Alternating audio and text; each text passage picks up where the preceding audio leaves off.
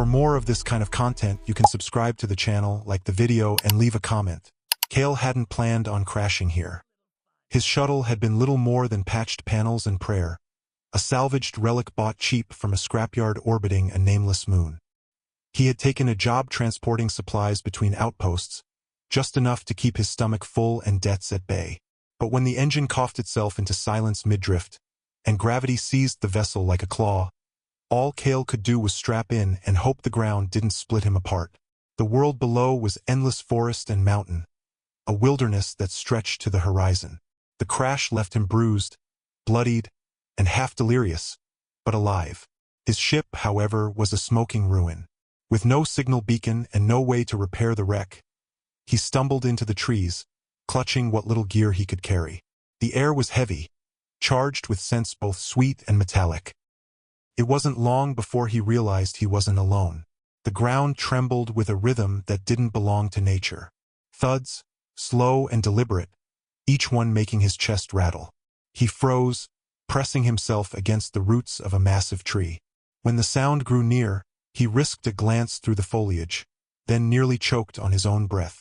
A figure towered above the canopy, so massive that the trees seemed no higher than her knees. She was shaped like a woman, but impossibly tall, her limbs carved with strength, her skin a deep bronze that glowed faintly in the filtered light. Hair the color of obsidian spilled down her back in waves, and in her hand was a spear longer than his ruined shuttle. Kale's first thought was predator. His second was I am prey. Her eyes scanned the forest, golden irises gleaming with a light of their own. When her gaze fell upon his hiding place, his breath caught. She moved with startling precision, kneeling so the earth shook as her massive hand reached into the trees. Kale ran. Instinct screamed at him to flee, though every part of him knew it was useless. Each of her strides covered ground faster than his desperate sprint. The shadow of her hand fell across him, and before he could dive aside, her fingers closed around his body. He shouted, struggled, pounded against skin hard as stone, but his strength was nothing compared to hers. Lifted into the air, he dangled helplessly, staring up at a face that seemed as vast as a mountain peak. The giantess tilted her head, studying him. For a terrible instant, her lips parted, revealing teeth sharp enough to shear bone. Kale's blood turned to ice. He had heard stories in Spacer's bars of primitive giants who feasted on unlucky wanderers. So this is it, he thought. I'll be nothing more than a morsel. Her voice rolled out like thunder, yet beneath it was clarity he could understand. A human? Here? Kale blinked, barely comprehending that she had spoken words at all. His voice cracked when he managed to reply. Please don't eat me. The giantess froze. Then, to his confusion, she laughed. A sound like rolling boulders, but not cruel. Her eyes narrowed in something that wasn't hunger, but curiosity. She lifted him closer, her gaze lingering as though searching for something hidden beneath his fragile form. Eat you? She said at last, her tone almost amused. No, little one. I have no need of your flesh. What I need is your seed. Kale's mind stuttered.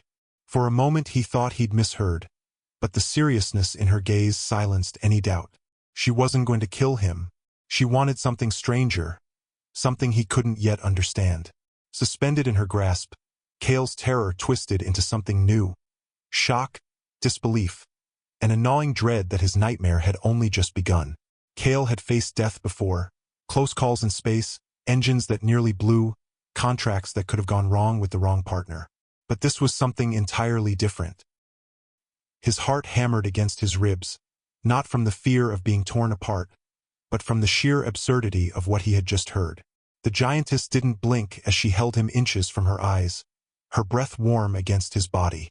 Do not mistake me, little one. I do not jest. My people are fading, our numbers dwindling with every passing season.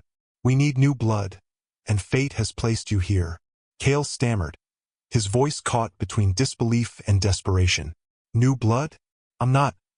Look at me. I'm half your size, less than half, hell, I'm a fraction.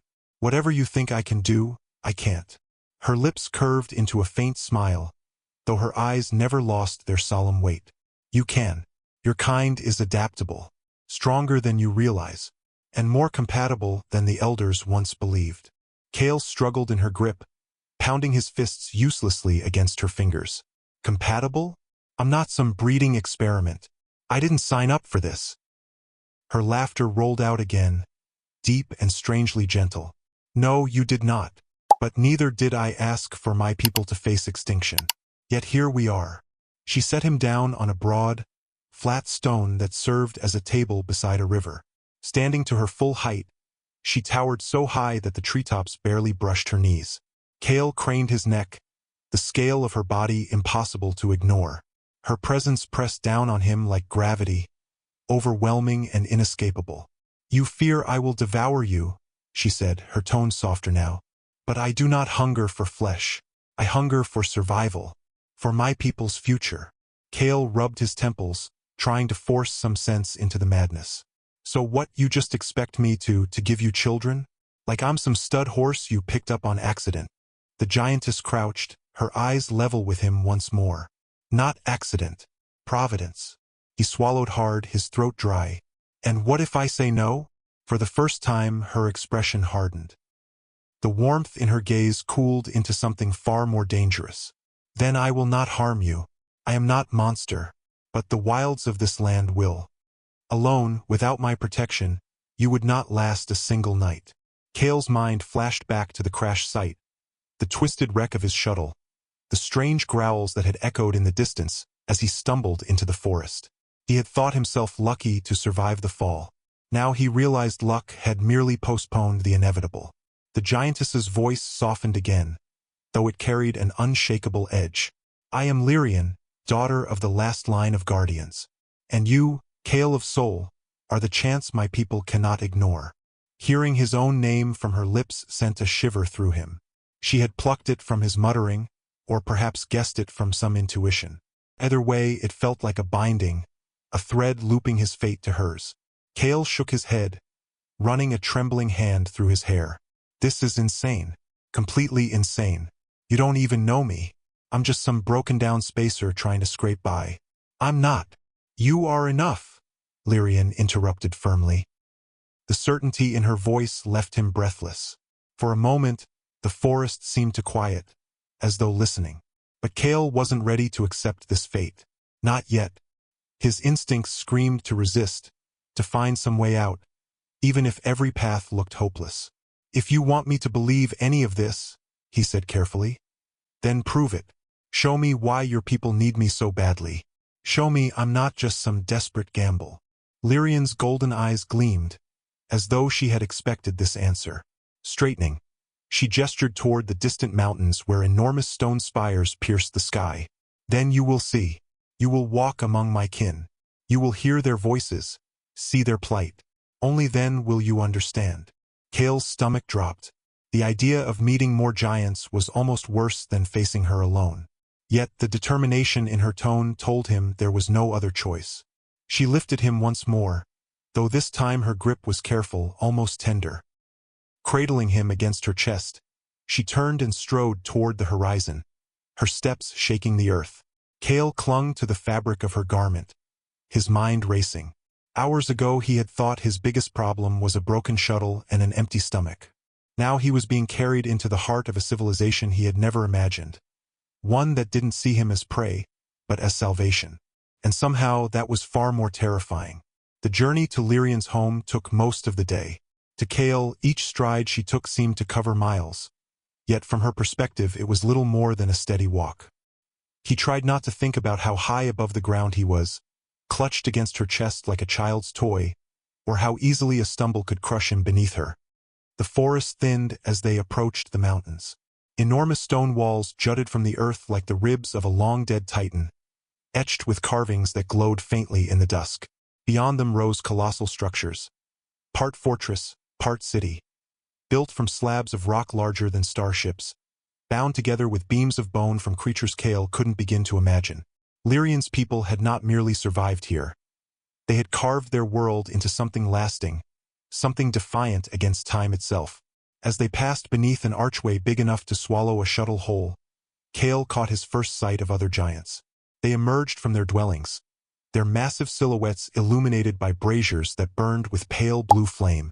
The air vibrated with the sound of their voices, a language heavy and resonant, yet threaded with tones he could almost understand. At first, the giant's eyes widened at the sight of him in Lyrian's arms. Some whispered, some frowned, and others stared with open awe. Kale felt like a rare animal paraded through a crowd. Lyrian carried him to a vast hall whose roof disappeared into shadow. Colossal pillars carved with spirals and faces lined the chamber, and along the far wall sat a long table where several giants awaited. Their garments were adorned with bone and metal, their hair braided with strands of crystal. Elders, Kale guessed, leaders of her people. When Lyrian set him gently upon the stone floor before them, Kale's knees nearly buckled. He forced himself to stand tall, though he barely reached the height of one elder's boot. One of them, a woman whose hair was silver as frost, leaned forward. Her voice boomed like an avalanche. "Lyrian, you return with prey?" "Not prey," Lyrian replied firmly. "Promise." The elder's gaze swept over Kale, her expression unreadable. "Small, fragile. This is the one you claim can save us." Kale's mouth went dry. He wanted to speak, to say something, anything that would prove he wasn't just baggage, but his voice faltered under their collective weight. Another elder, his skin lined with age and scars, snorted. "Ridiculous. A human cannot endure what we require. Better to cling to what blood remains than gamble on impossibility." The murmurs around the table grew louder. Some nodded in agreement, while others looked torn, as though the mere presence of Kale had kindled some fragile hope they hadn't dared voice aloud. Lyrian's voice cut through the noise. "We cannot cling. We dwindle. You know it. Each season fewer children are born. Each year fewer of us stand. Without change, without new blood, we vanish. He is not chance, he is choice. The forest itself guided me to him." Kale blinked. The forest? He hadn't considered the possibility that her people believed in something deeper, something mystical beyond survival. The silver-haired elder studied him for a long, tense silence. Finally, she said, "If he is to remain among us, he must be tested. No outsider may walk freely without proving worth." Kale's heart sank. "Tested?" he repeated, his voice sounding pitiful in the vast hall. The elder's eyes bore into him. "You will face trials, not of size, for you cannot match ours, but of endurance, courage, and will. If you survive, you may walk our halls. If you fail, then your place here ends." Kale glanced up at Lyrian, who met his gaze with a steadiness that both frightened and reassured him. She believed in him even when he didn't believe in himself. His mind screamed at him to refuse, to demand freedom, but his voice betrayed him. "And if I pass these trials?" The elder leaned back, her expression grim. "Then you will not merely remain. You will be bound to us, to her." She gestured toward Lyrian. The weight of it hit him all at once. Survival wasn't just about enduring now. If he passed, if he proved himself, his fate would be tied to hers forever. Lyrian knelt beside him, her enormous hand hovering near, though she didn't touch him. "You asked for proof. This is how you will see." Kale's throat tightened. He wanted to scream that he hadn't asked for any of this. But deep down, beneath the fear, a flicker of something else stirred, a spark of defiance. If the only way to survive was to face whatever trial they demanded, then maybe he had no choice. He lifted his chin, his voice steadier than he felt. "Fine, I'll take your test." The elders murmured again, some doubtful, some intrigued. The silver-haired elder nodded once. "Then at dawn we begin." As Kale was led from the hall, Lyrian carried him gently once more. For the first time since meeting her, Kale felt his fear war with a strange, reluctant awe. He had come here expecting death. Instead, he had stepped into a living fortress, a people teetering on the edge of extinction, and a destiny he couldn't begin to grasp. Kale didn't sleep much that night. He lay on a woven mat inside a chamber built into the fortress wall, its ceiling so high it seemed to vanish into shadow. A dim glow seeped from crystals embedded in the stone, humming faintly as though alive. Lyrian had insisted he rest, her deep voice rumbling like distant thunder as she reassured him, "You are not alone in this." But the truth was, he felt very much alone. When dawn came, he was carried to the trial grounds, a vast arena hollowed into the mountain, encircled by towering walls carved with runes. Giants filled the seats carved from stone, their voices rolling together like a storm surge as they waited for the spectacle to begin. Kale's stomach turned. To them, he wasn't a man. He was an experiment, a curiosity, perhaps even a joke. The silver-haired elder raised her staff and silence fell. By ancient law, she boomed, no outsider may be bound to us unless proven through trial. Today, Kale of Soul will face the three measures: spirit, strength, and endurance. If he prevails, he may remain. If he fails, his fate lies beyond these walls.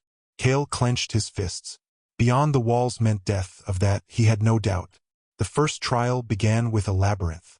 At the elder's signal, a section of the arena shifted, stone grinding as walls rose from the ground to form a twisting maze. The air grew heavy, and strange whispers curled in his ears, voices that weren't his own. Lyrian's words echoed in his mind. The trials test more than flesh. They test the heart. Kale stepped forward, and the maze swallowed him. It didn't take long for him to realize it wasn't an ordinary puzzle. Every turn seemed to lead him back to where he started. Shadows stretched unnaturally, forming shapes that taunted him. Visions of his shuttle exploding, of himself starving in the wilderness, of Lyrian's teeth sinking into him. His chest tightened. "This isn't real," he whispered, clutching the pendant she had pressed into his palm earlier. The crystal pulsed faintly with warmth, and with it came a thread of calm. He pressed on. The whispers grew louder, accusing him, "You're nothing. A drifter. A coward. How can you save anyone when you can't even save yourself?" Kale stopped, shaking his head. "Maybe I am a coward. Maybe I'm nothing. But I'm still here, and I'll keep walking until I can't." The moment he spoke, the walls shifted. Light spilled through the cracks ahead, and he stumbled into the open. The giants roared, their thunderous applause shaking the ground. The first trial was complete. The second test was one of strength. Of course, Kale couldn't match the power of a giant, but the trial wasn't about lifting stones or wielding weapons. It was about adaptation. He was placed against a machine of stone and sinew, a construct that lumbered toward him with arms like battering rams. Kale dodged desperately, every swing threatening to pulverize him. He had no weapons but his wits. Spotting gears embedded in the creature's side, he sprinted toward it, leapt onto its leg, and jammed the pendant's crystal into the exposed joint. The construct shuddered, groaned, and collapsed into a heap of rubble. The crowd erupted again.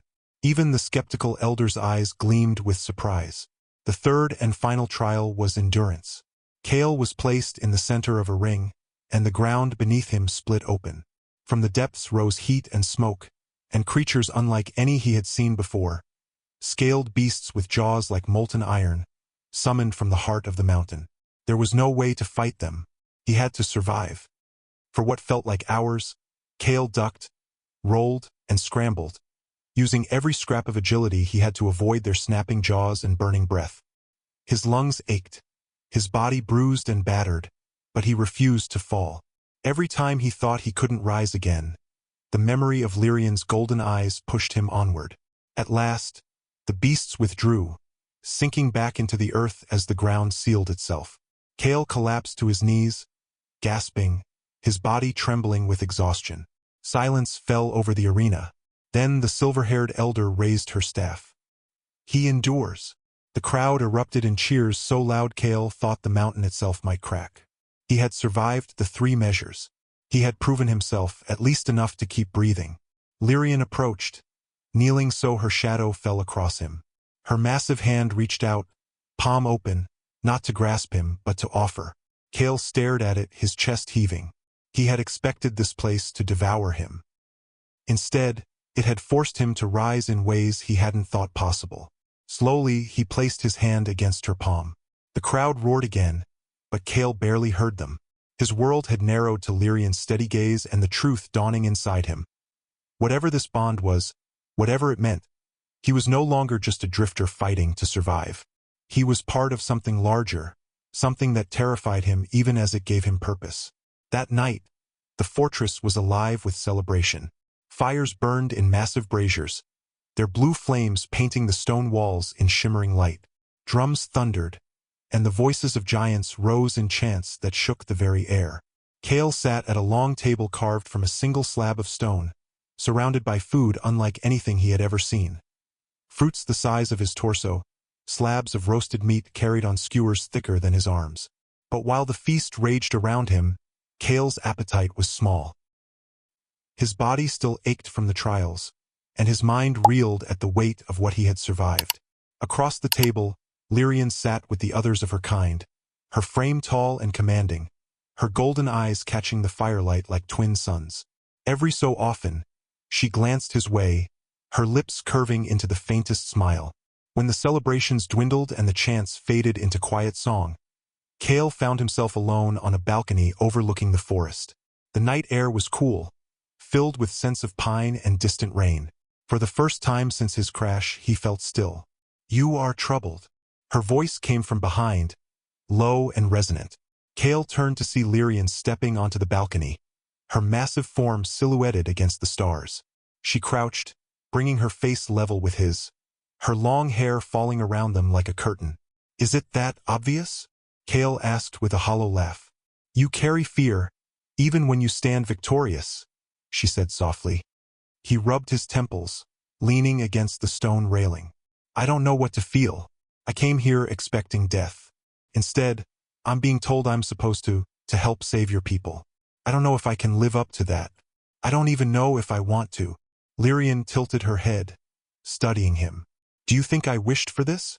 To place the future of my people on one so small, so fragile? No. Yet here we stand, bound by something greater than our wants."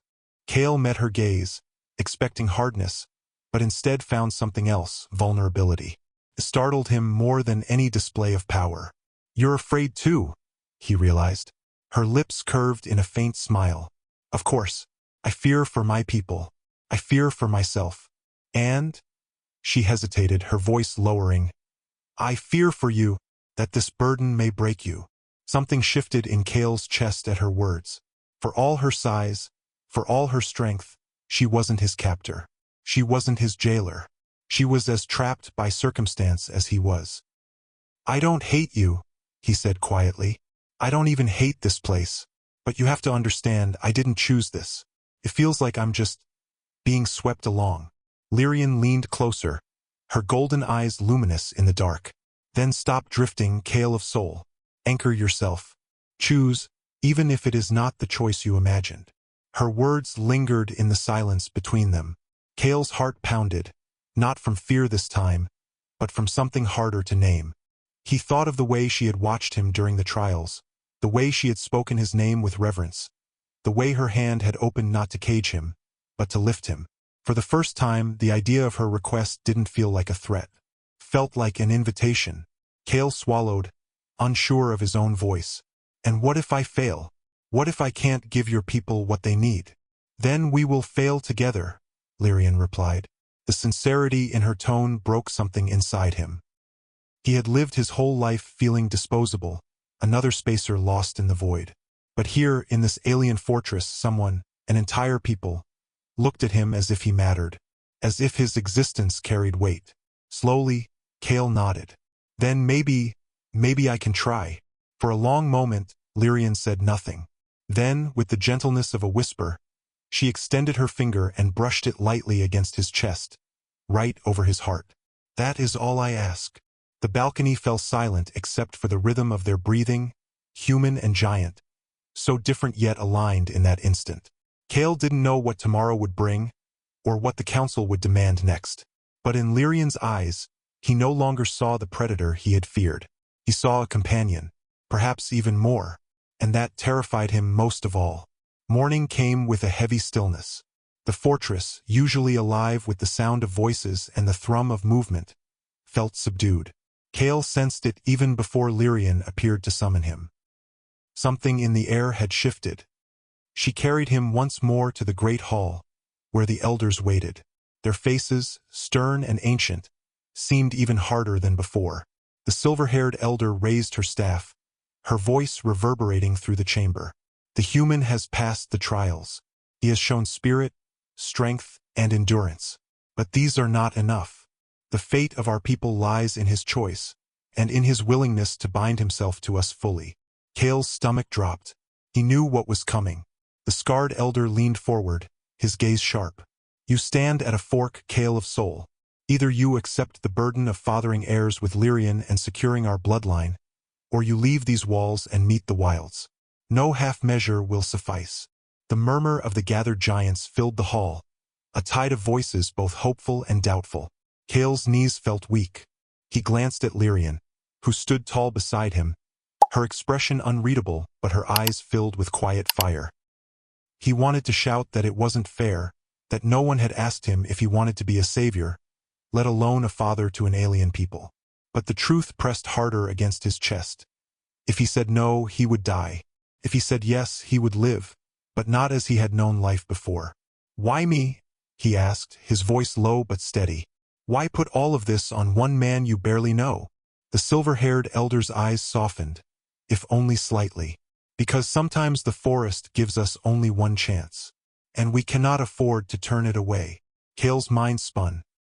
He remembered the trials, the way the forest itself had seemed to whisper his doubts back at him. He remembered Lyrian's hand, open and steady, offering him not captivity but choice. And he remembered the cheers of the giants who had seen him endure, who had begun to believe in something again because of him.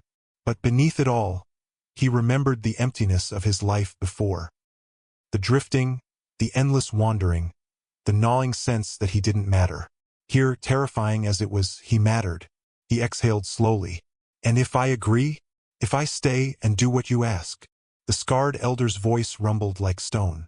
Then you will no longer be outsider. You will be consort to Lyrian. And through you, our people may endure. The word consort made Kale's skin prickle. He had never imagined himself tied to anyone, let alone a giantess who towered over him like a living mountain. And yet, the thought was not as unbearable as it might have been. He turned to Lyrian, searching her eyes. She did not beg, did not plead. She simply waited, her golden gaze unwavering. She was offering him choice in a world where choice seemed impossible. Kale drew in a breath, his voice quiet but clear. Then I'll stay. I'll accept it. The hall erupted. Some cheered, their deep voices echoing like thunder. Others murmured uneasily, their doubts simmering beneath the surface. But the decision was made. The silver-haired elder struck her staff against the stone floor. So it is decreed. Kale of Soul is no longer stranger. He is consort. He is kin. The words rang in Kale's ears. Consort, kin. He had just bound himself to a future he couldn't fully understand. When the crowd dispersed, Lyrian knelt beside him, lowering her face until he could see the flicker of relief in her eyes. You chose, she said softly. Kale gave a half-smile, weary and uncertain. Yeah, I did. But don't ask me if I know what I've gotten myself into, because I don't. Her lips curved faintly, almost playfully. Then we will learn together. For the first time since the crash, Kale felt the weight of his life truly shift. He was no longer just a drifter scraping by on the edge of survival. He was part of a people's last chance. And while fear still gnawed at him, beneath it ran something steadier, the beginning of belonging. The days that followed were anything but peaceful. Though the elders had declared Kale consort, not all of Lyrian's kin accepted the decree. Whispers followed him wherever he went through the fortress. Muttered doubts about his weakness, sharp laughs from young warriors who mocked his small size, and dark predictions that the Union would doom them faster than extinction ever could. Kale tried to ignore it, but the weight of their eyes pressed against him. For every curious child who peered at him in awe, there were 3 hardened giants who stared with disdain. It wasn't long before the challenge came. The arena that had once tested Kale's endurance now became the ground for something far more personal. A warrior named Theric, broad as a tower and bristling with scars, stepped forward during the evening assembly. His voice thundered across the hall. This is folly. Our blood diluted with a creature barely the size of my hand? No elder's decree will bind me to watch in silence while our legacy is sullied. Gasps rippled through the chamber, and then silence fell. All eyes turned to Kale, who stood at Lyrian's side, his heart hammering so loud he thought they must hear it. Theric pointed a spear as long as a shuttle wing toward him. Let him prove himself not through tricks and mazes, but against me. If he cannot even stand before a warrior of our people, he has no right to stand beside her." The elders exchanged glances, but none moved to silence him. The scarred elder's lips twitched into something between scorn and curiosity. The silver-haired one sighed, as if the moment had been inevitable. Kale opened his mouth, ready to refuse, but Lyrian's voice cut across the chamber. "You would challenge one who is not your equal in size or strength. Where is your honor, Theric?" But Theric only sneered. "Honor? My honor is to my people. If this human remains, he must earn it not through pity, but through battle." The hall rumbled with agreement. Kale's stomach dropped. He wanted to argue, to say the trials should have been enough, but deep down he knew words wouldn't sway them. Not here. And so, once more, he found himself in the arena. The crowd gathered, their chants shaking the air. Kale stood on the ground, weaponless, while Theric loomed above him, his spear gleaming under the torchlight. The difference in scale was absurd. David and Goliath would have seemed equals compared to this. When the signal came, Theric struck, his spear slamming into the earth where Kale had stood a heartbeat earlier. The ground split, sending Kale tumbling. He scrambled to his feet, heart pounding. He couldn't fight this giant head-on. One blow would kill him, but maybe he didn't need to. Kale darted forward, weaving between Theric's strides. Each impact shook the ground, but Kale's smaller size gave him speed. He spotted the bindings along Theric's armor, braided cords of sinew and bone. With a surge of desperation, Kale tore a shard of stone from the arena floor and drove it into the cords. The armor loosened. Theric stumbled, snarling. The crowd roared, some in outrage, others in excitement. Again and again, Kale dodged and struck, not to wound but to weaken. He wasn't fighting a battle of strength. He was fighting a battle of will, of endurance, just as he had before. Every scrape, every bruise he took reminded him of who he was. Not a giant, but a survivor.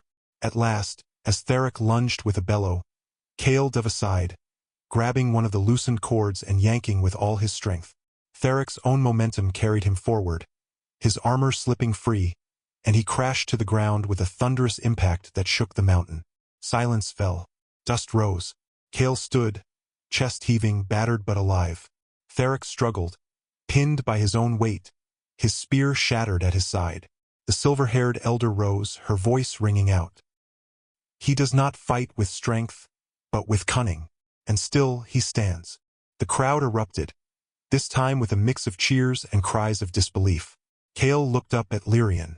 Her golden eyes shone with pride, but also with something deeper, a fierce relief. He had stood against a giant and survived, not by being stronger but by being who he was. And in that moment, Kale realized something startling.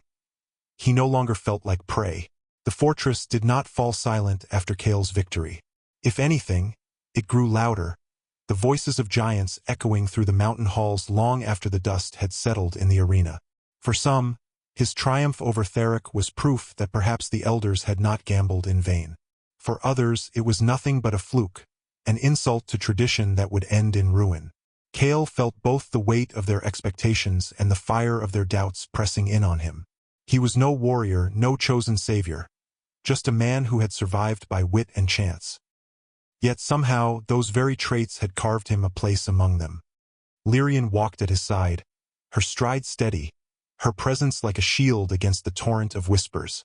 She carried him back to the balcony where they had spoken before, where the forest stretched endless and dark beneath the stars. For a time, neither spoke. The night hummed with distant life, the chorus of a world that had existed long before either of them. Finally, Kale broke the silence. "You realize I'm in over my head, right?